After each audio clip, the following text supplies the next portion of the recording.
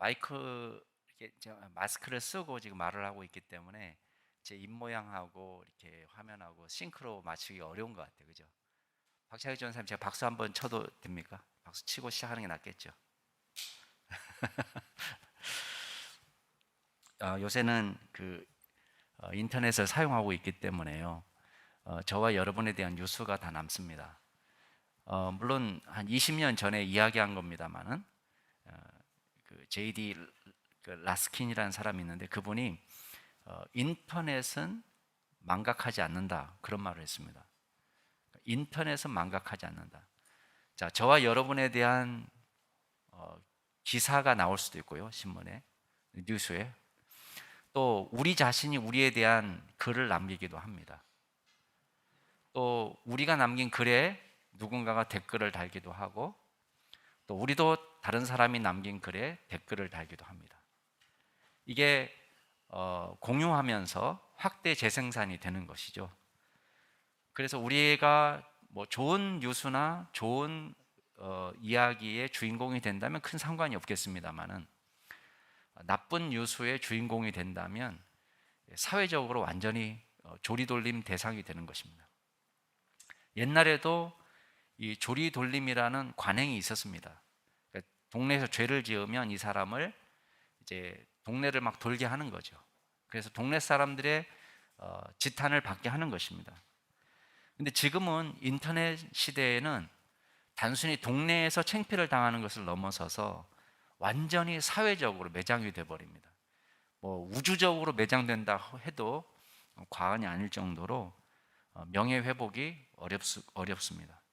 자비와 관용을 기대하기가 어렵죠.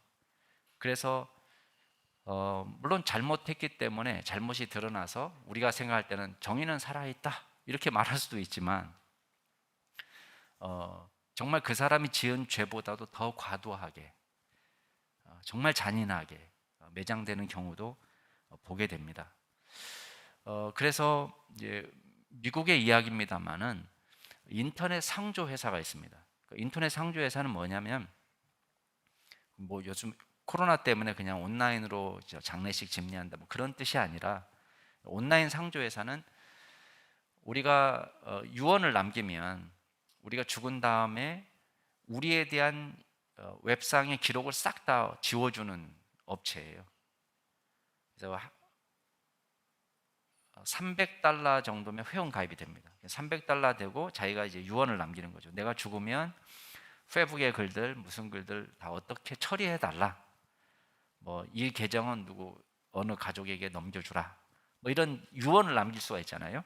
그래서 그 유언대로 300달러 정도면 우리나라 돈으로 뭐 한 34만 원 정도. 그렇게 과히 비싼 돈은 아닙니다. 그 정도 되면은 이제 이 사람이 죽은 다음에 이 유언대로 집행해 주는 거예요. 그래서 페북의 글도 삭제해주고 심지어는 이 사람이 남긴 댓글까지도 일일이 찾아가지고 그걸 싹 다 지워주는 거예요. 그 유언대로. 그게 이제 미국에서 이제 그 사업이 활발하게 일어나고 있습니다. 근데 아직 우리나라는 현행법이 여러 가지 복잡한 문제가 있기 때문에 있기는 있습니다만은 이게 미국처럼 이렇게 활발하게 잘 진행되고 있는 것 같지는 않습니다. 여러분 누구나 다 잊혀지고 싶은 과거가 있잖아요. 나를 잊어줬으면. 만약에 우리가 하나님 앞에 갔을 때에 하나님이 일일이 다 들춰내시고 우리의 과거를 다 보여주신다면 아마 감히 고개를 들 수가 없을 것 같습니다. 우리는 염치는 없지만 하나님이 잊어버려 주셨으면 좋겠다는 과거가 있습니다. 또 되돌리고 싶은 과거도 있습니다. 만약에 이것이 다 들춰나고 다 모든 것이 다 까발겨진다면 많은 사람들 앞에서 아마 엄청난 수치고 그 자체로 저주가 될 것입니다. 제 고민이 바로 그거였습니다. 제가 복음을 깨닫기 전에 고민했던 것들이 그겁니다. 저희 아버님이 장로님이시고 저희 할머니도 권사님이시고 모태신앙으로 자랐고 교회를 떠나서 살아본 적이 없습니다. 또 남들이 볼 때는 모범생입니다. 그런데 아버지가 갑자기 돌아가시면서 엄청난 혼란을 겪습니다. 전날까지 저랑 샤워하고 같이 잠자리에 들었는데 그 다음날 유명을 달리하는 것입니다. 제 마음속에 고민은 뭐냐? 우리 아버님이 장로님이셨고 우리 아버님이 예수님 잘 믿었기 때문에 우리 아버님이 하나님 나라에 갔을 거다. 그거는 제가 의심이 되지 않았습니다. 근데 제 가운데 있는 혼란은 뭐냐면 다른 사람의 영혼이 문제가 아니라 제 영혼에 대한 문제였습니다. 물론 다른 사람들은 저를 볼 때 뭐 착한 사람이고 무난하고 이 정도면 괜찮다예요. 그러나 저는 제 자신을 보니까 제가 무슨 남들이 생각하는 것처럼 개망난이로 산 건 아니지만 제 자신을 보면은 하나님 앞에 과연 내가 설 수 있을까? 하나님 앞에서도 거룩한 자로 인정받을 수 있을까? 하는 문제입니다. 제 자신에 대해서 깊이 묵상하면 묵상할수록 뭐밖에 남는 것이 없느냐? 절망밖에 남는 것이 없습니다. 하나님의 기준에 맞는 삶을 살아보려고 노력했습니다. 그러나 경험하는 건 무엇입니까? 하나님의 말씀대로 살아보려고 노력할수록 더 큰 좌절을 경험하고 더 큰 절망을 경험하는 것입니다. 그럼 이게 복음이 아니에요. 그 당시에 저는 복음을 깨닫지 못하고 본능적으로 행위로 나의 선함으로 하나님 앞에 설 수 있다라고 착각하고 있었던 것입니다. 나의 의를 의지하고 나의 선을 의지하면 의지할수록 저에게 다가온 것은 두려움이고 절망이고 좌절인. 근데 오늘 말씀을 보면은 오늘 말씀은 복음의 정수입니다. 사실 안디옥 교회에서 보여준 베드로의 행동은 사실 자신의 믿음과는 상관없는 위선적인 행동이었거든요. 그리고 이것이 안디옥 교회 성도들을 흔들리게 만들어 놨어요. 갑자기 밥을 잘 먹다가 이방인들이 마치 무슨 벌레인 것처럼 취급하면서 그 자리를 박차고 나갔단 말이에요. 안디옥 교회 성도들 간에 혼란이 생길 수 있습니다. 도대체 하나님의 백성이 된다는 건 뭐냐? 우리가 주님의 자녀가 된다는 게 뭐냐? 우리가 바울이 같이 우리랑 밥을 먹는 것이 창피할 정도로 우리는 회복 불가능한 존재인가? 라는 고민이 들 수 있는 것입니다. 근데 오늘 이 말씀은 저와 여러분에게 복음의 정수가 무엇인지를 다시 분명하게 세워줍니다. 자, 첫 번째 기억할 것은 오직 의는 그리스도를 믿는 믿음을 통해서만 주어진다는 거예요. 굉장히 중요한 이야기입니다. 오직 의는 그리스도를 믿는 신앙을 통해서만 주어진다는 거예요. 구원에 있어서 유대인의 특권이 없습니다. 유대인이든 이방인이든 길은 딱 하나밖에 없습니다. 오직 예수 그리스도를 믿음으로 의롭게 되는 것입니다. 율법의 행위로는 의롭게 될 자가 없습니다. 율법을 받은 유대인이나 율법이 없이 살았던 이방인들에게나 차이가 없습니다. 그래서 바울은 이렇게 고백합니다. 오늘 15절 말씀에 보면 우리는 본래 유대인이요 이방 죄인이 아니었다. 예, 바울이나 베드로나 다 유대인입니다. 이방 죄인이 아니라고 이야기합니다. 이 말은요 이방 죄인이라는 말을 무시하는 투로 말하는 건 아니에요. 우린 이방 죄인이 아니야. 이 말은 이방인들 그놈들은 나쁜 놈이고 우리는 선한 사람이야. 그런 의미로 하는 건 아닙니다. 이방 죄인이라는 말은 다른 사람들이 이방인들을 공격할 때 그렇게 쓰는 말을 지금 빌려온 것 뿐입니다. 사람들은 이방 죄인이라고 말하지만 우리는 그런 부류의 사람은 아니다. 그러나 다른 건 없다. 16절에 보니까 뭐라고 돼 있어요? 사람이 의롭게 되는 것은 율법의 행위로 말미암음이 아니요 오직 예수 그리스도를 믿음으로 말미암는 줄 알므로. 바울이 깨닫게 된 분명한 진리가 있습니다. 그건 뭡니까? 사람은 율법의 행위로는 의롭게 될 수 없다는 거예요. 할례를 받고 율법이 정한 정결한 음식을 먹고 절기를 지키고 그걸로는 내면이 바뀌지 않습니다. 이건 어려운 진리가 아닙니다. 우리도 쉽게 깨달아지는 것입니다. 여러분 교회 열심히 다녀보세요. 우리가요 한번 율법적으로 열심히 살아본 사람들은 더 빨리 압니다. 더 쉽게 절망합니다. 왜냐? 안 된다는 걸 아는 거예요. 여러분 새벽 기도도 다녀보고 열심히 성경도 읽고 열심히 교회 다니고 금식도 하고 종교의식에 참여하고 이것이 우리의 내면을 바꿀 수 없다는 것을 깨닫게 됩니다. 목사 한 수를 받는다고 해서 사람이 바뀌지 않는다는 것을 제가 압니다. 제가 목사 한 수 받아보니까 저는요 정말 목사 한 수 받으면 뭔가 달라질 줄 알았습니다. 뭔가가 달라질 줄 알았어요. 근데 그것이 내면을 바꾸는 것이 아닙니다. 어떤 사람은 어마어마한 액수의 헌금을 합니다. 그것이 내면을 바꿀 수 없습니다. 제가 아는 어떤 사람도요, 물질에 있어서는 굉장히 후한 사람이에요. 뭐 겁없이 턱턱 헌금합니다. 근데요, 그 삶은 좀 방탕합니다. 혈통이 우리를 정결하게 하지 않습니다. 여러분, 유대인들은 아브라함의 자손이라는 걸 굉장히 자부심을 갖거든요. 모태신앙이었다, 아브라함의 자손이다. 아브라함의 자손 중에 야곱과 요셉 뭐 이런 사람들만 있는 게 아닙니다. 누가 있죠? 에서도 있고요, 이스마엘도 있고 그렇습니다.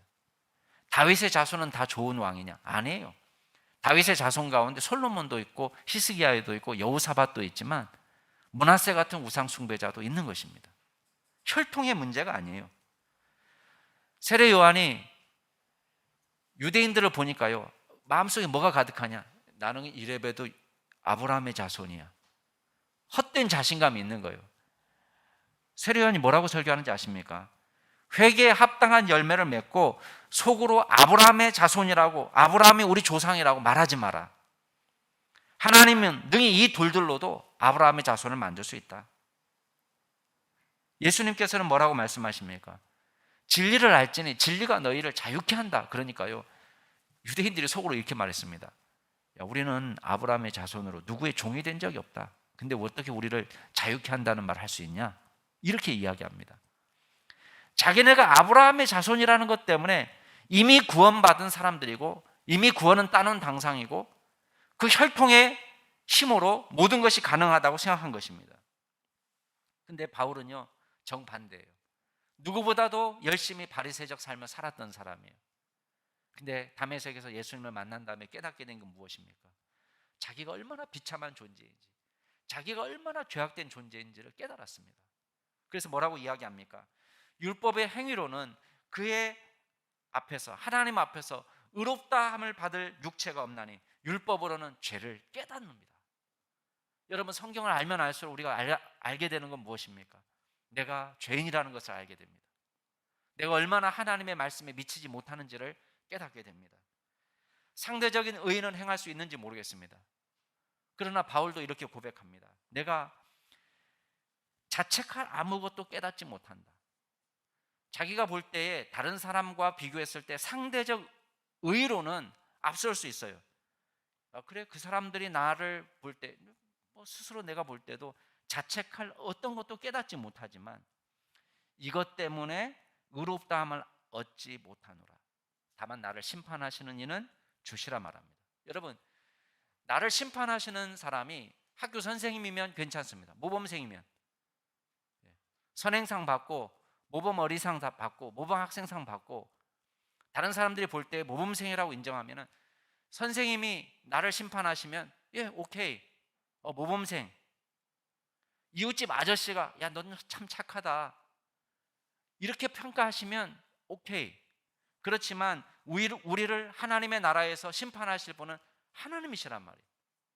하나님의 눈에 볼 때에 우리는 연약하고 추한 모습을 보일 수밖에 없는 것입니다. 그럼 우리에게 당연한 질문이 생기는 것입니다.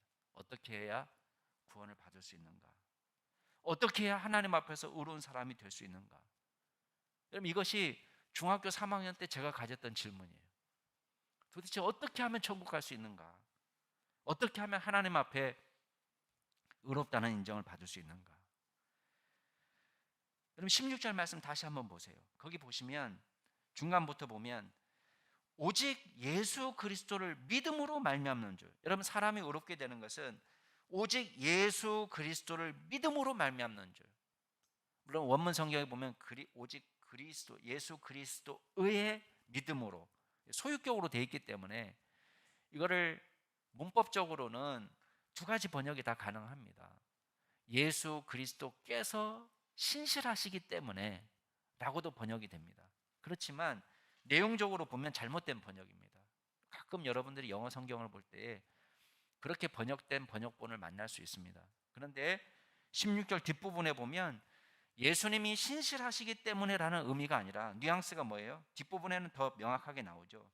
우리도 그리스도 예수를 믿나니 이는 우리가 율법의 행위로서가 아니라 그리스도를 믿음으로써 의롭다함을 얻으려 함이라. 여기는 분명하게 해석이 돼요. 예수님을 믿음으로 우리가 구원받는다는, 의롭다함을 받는다는 사실, 그 사실을 알기 때문에 바울은 어떻게 했다는 것입니까? 우리도 그리스도 예수를 믿었다, 이렇게 고백합니다. 여러분, 믿는다는 게 뭐예요? 그러면 단순한 지적인 고백을 말하는 게 아닙니다. 예수님 살아계시지, 예수님은 하나님이시지, 그 정도 신앙이 아닙니다. 예수님께서 우리 죄를 대신하셔서 모든 형벌을 받으셨다는 것을 믿는 것입니다. 그리고 예수님이 형벌을 받으셨기 때문에 저에게 주어졌던 저주, 저에게 주어진 사망, 저를 지배하던 사망의 권세가 온전히 없어지고 예수 그리스도로 말미암아서 부활의 새 생명이 우리 가운데 시작되었다, 그 사실을 믿음으로 받아들이는 거예요. 그리고 이 은혜를 허락하신 예수 그리스도를 위해서 내 삶을 드려야 되겠다, 이것이 바로 믿음인 것입니다. 나의 죄를 씻을 수 있는 다른 길은 없고 오직 예수 그리스도를 통해서만 가능하다는 것을 믿음으로 받아들이는 거예요. 우리의 과거를 하나님의 뇌리에서 지울 수 있는 다른 방법이 있습니까? 여러분, 사람도요, 뒤끝이 긴 사람은요, 몇십 년 전 이야기를 들춰냅니다.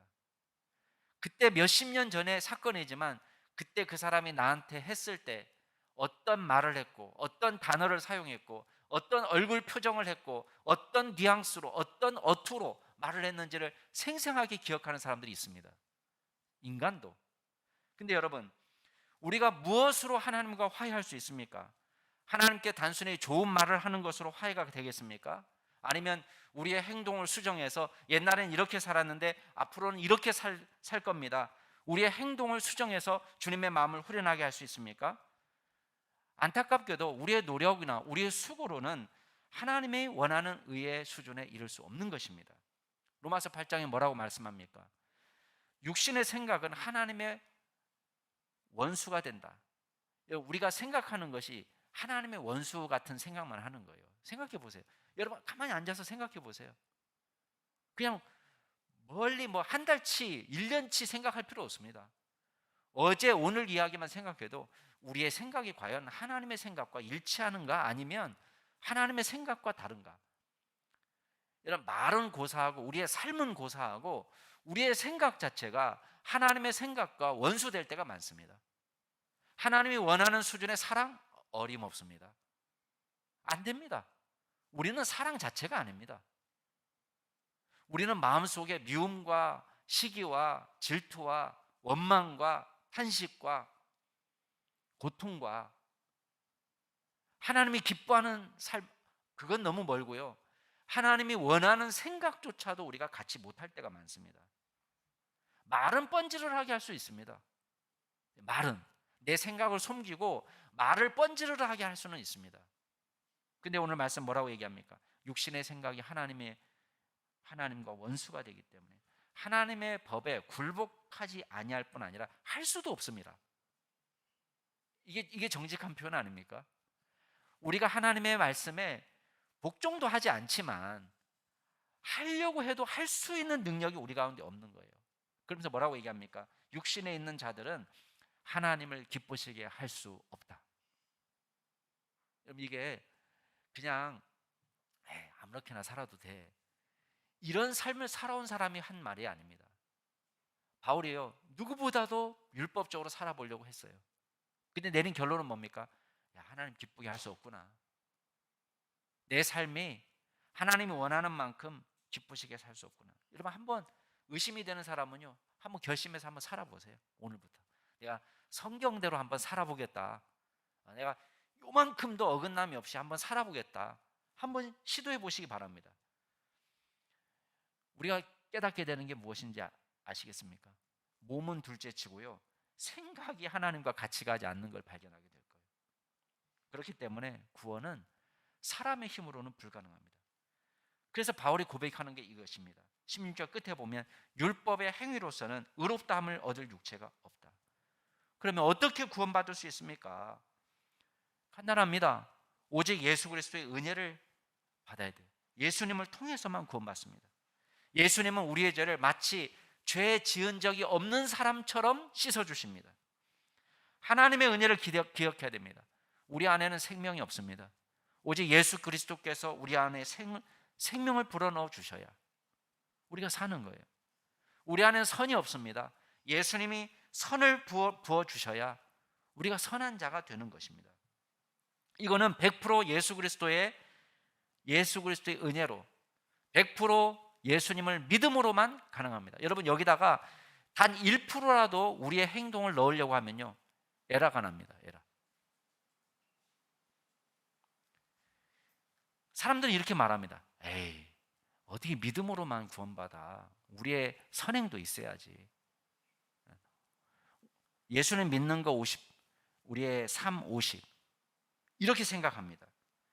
여러분, 선행이 중요한 주제가 아니라는 뜻이 아닙니다. 기독교에서 선행은 굉장히 중요한 주제예요.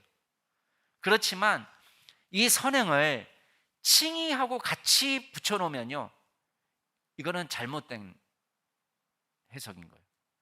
우리의 선행은 우리가 의롭다 함을 인정받는데 단 1점도 얻을 수 없어요.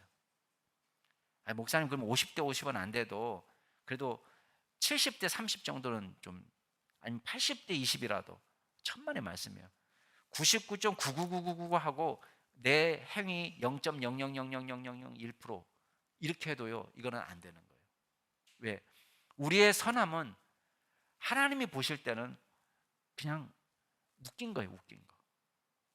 아무리 착하게 하려고 해도 하나님의 의의 기준에 미치지 못하는 것입니다. 여러분, 우리가 무엇으로 하나님을 기쁘게 할 수 있습니까? 교회 봉사로, 사회 봉사로, 구제로, 십계명대로 사는 것으로.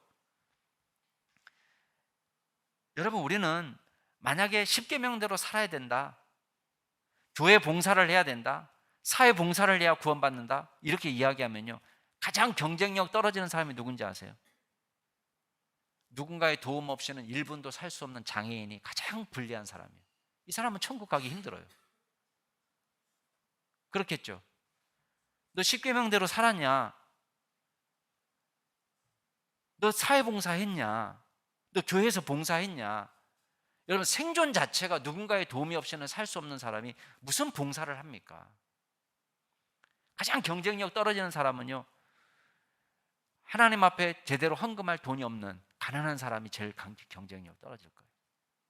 또 누군가의 도움이 없이는 살 수 없는 어린아이들이 가장 경쟁력 떨어질 거예요. 근데 예수님 뭐라고 얘기하십니까? 너희가 돌이켜서 어린아이들과 같이 되지 아니하면 결단코 천국에 들어가지 못한다.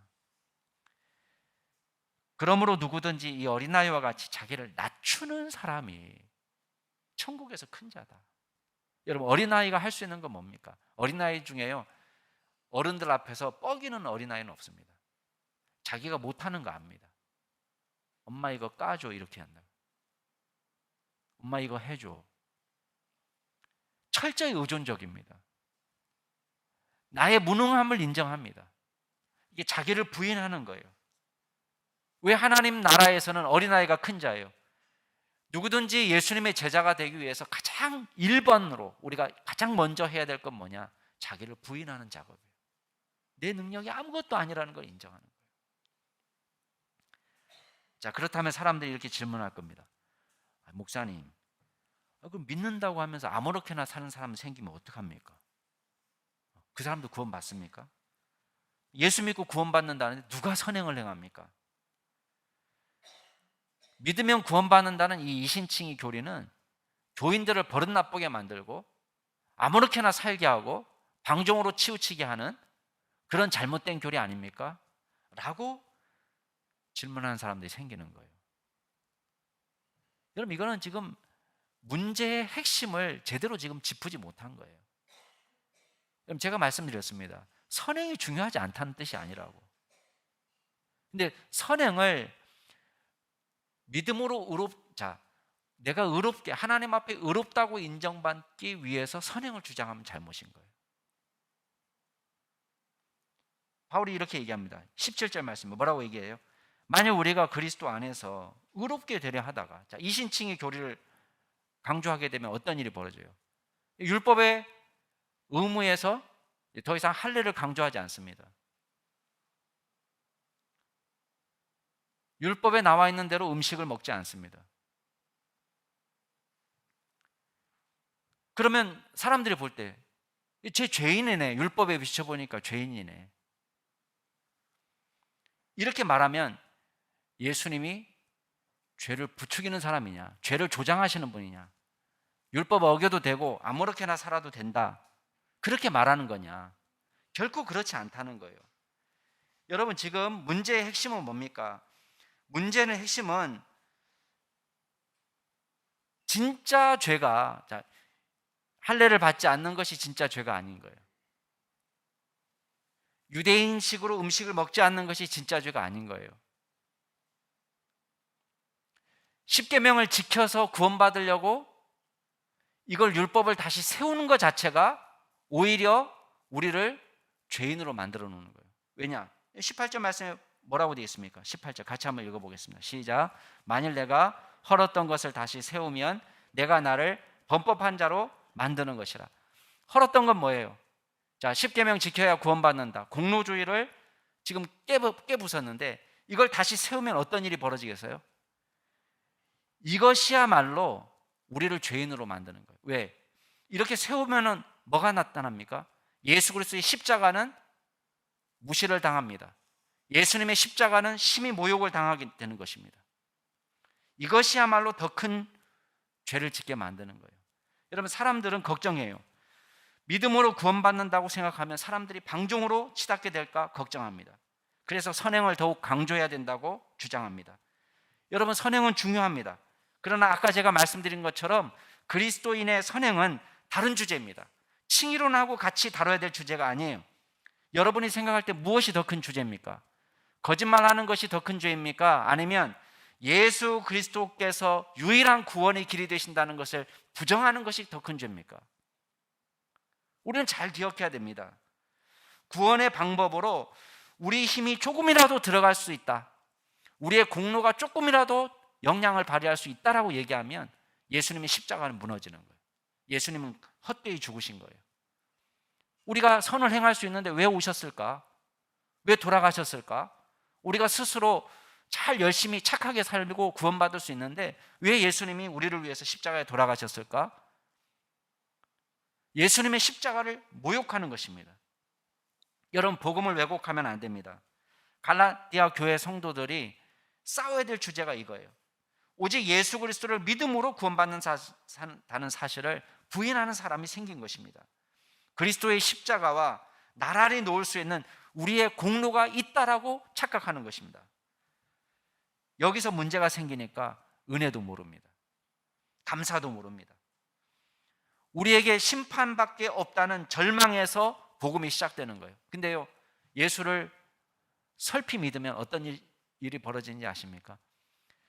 자기가 얼마나 큰 죄인인지를 깨닫지 못하고 예수를 믿는 거예요.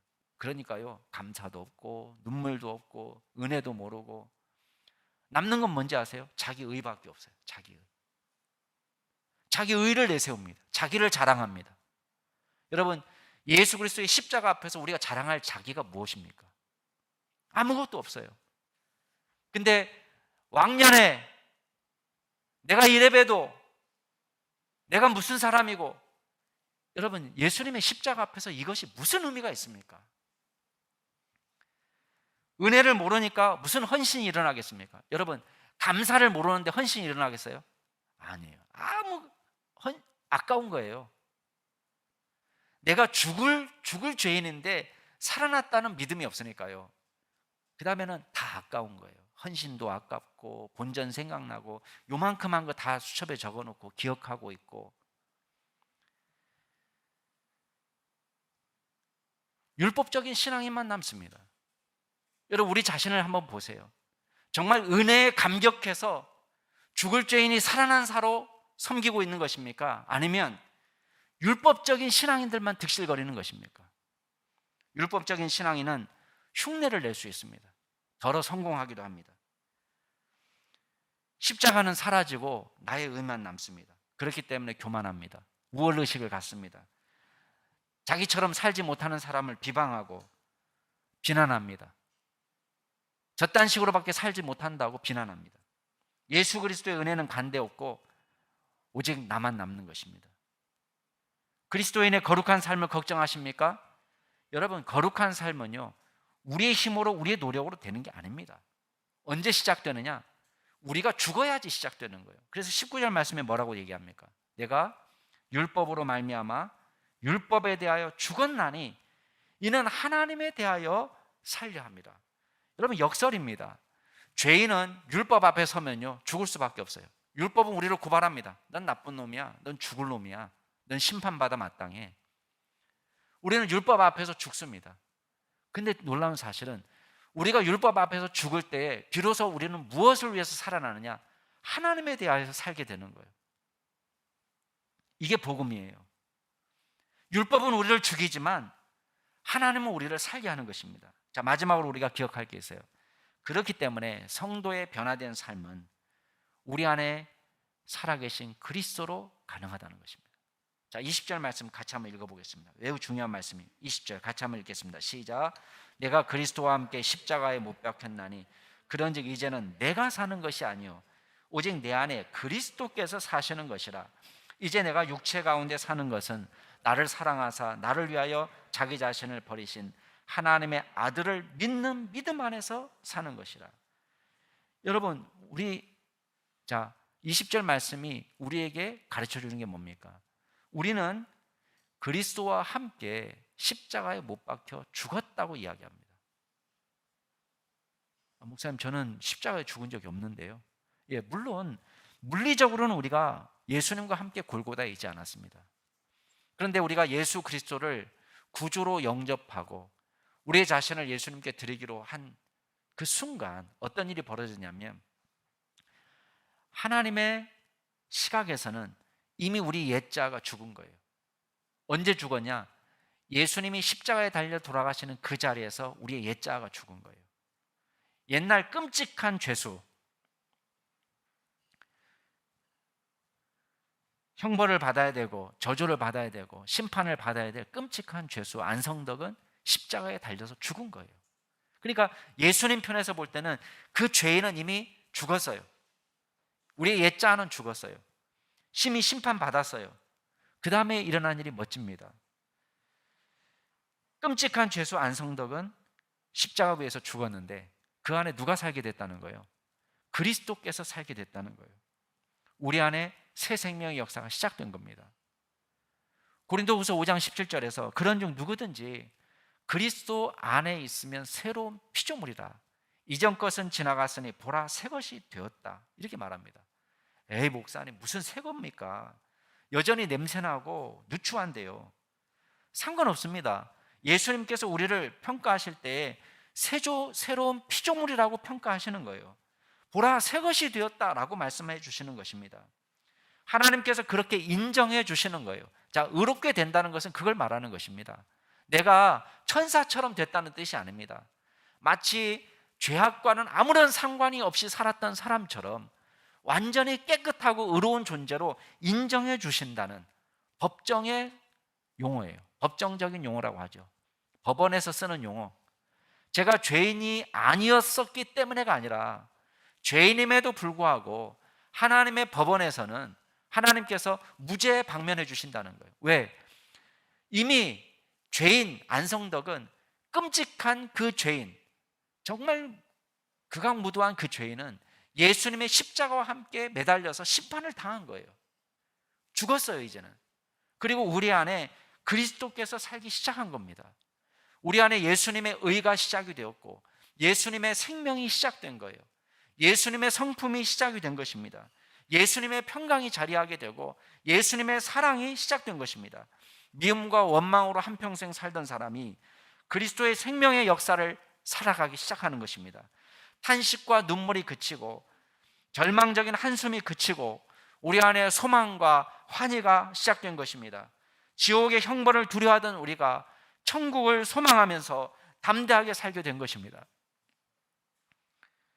더럽고 냄새나던 우리가 그리스도의 의를 우리의 것으로 삼게 됐습니다. 이게 우리 안에 일어난 대혁명이에요. 그렇기 때문에 뭐라고 고백합니까? 이제 내가 육체 가운데 사는 것은, 육신을 입고 아직도 살고 있습니다. 그렇지만 이 삶의 원동력은 무엇이냐? 나를 사랑하셔서 나를 위하여 자기 자신을 버리신 하나님의 아들을 믿는 믿음, 이게 내 삶의 원동력이 된 거예요. 우리가 먼저 사랑했느냐? 천만의 말씀이에요. 주님께서 우리를 위하여 자기 자신을 버리셨다고 말씀하고 있습니다. 나를 사랑하셔서 자기 자신을 버리신, 여러분, 우리가 사랑받을 자격이 있었나요? 아니에요. 없었습니다. 우리는 주님의 마음을 아프게 하는 사람이고 우리 멋대로 살았습니다. 우리의 모든 관심은 세상적이, 하나님의 나라와 관계가 없습니다. 그렇지만 그럼에도 불구하고 주님이 우리를 사랑하셨다는 거예요. 로마서 5장 8절에 보면 우리가 아직 죄인 되었을 때에 그리스도께서 우리를 위하여 죽으심으로 하나님께서 우리에게 대한 당신의 사랑을 확증해 주셨다.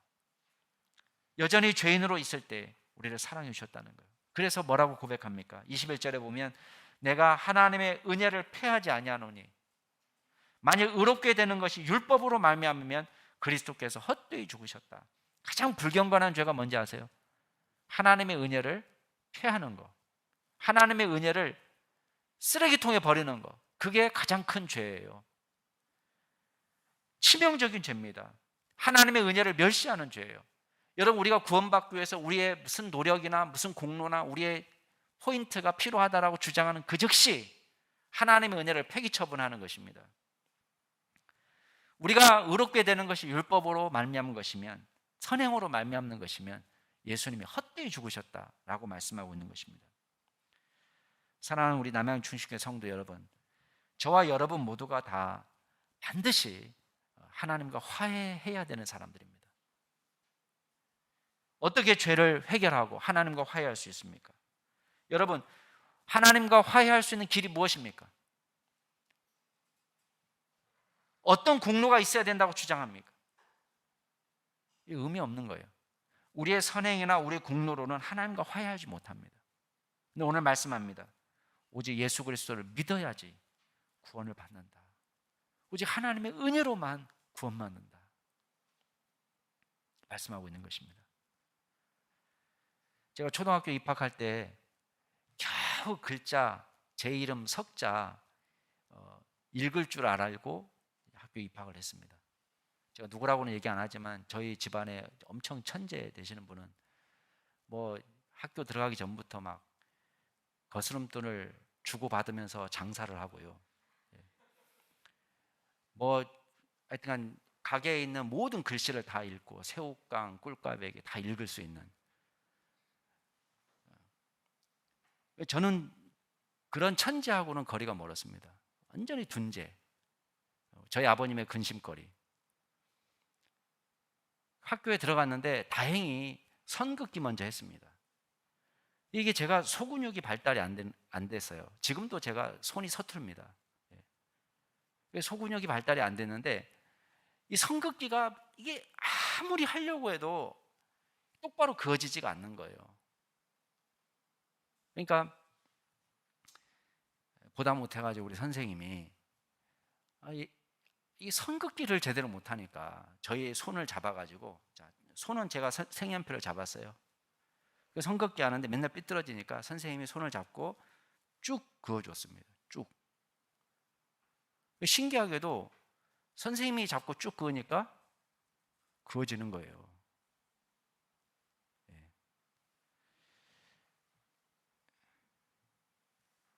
근데 무슨 차이입니까?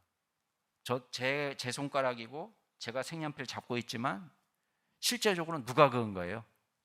선생님이 그은 거예요. 이런 거예요. 우리 힘과 능력을 의지하면 100% 실패합니다. 그러나 우리의 인생을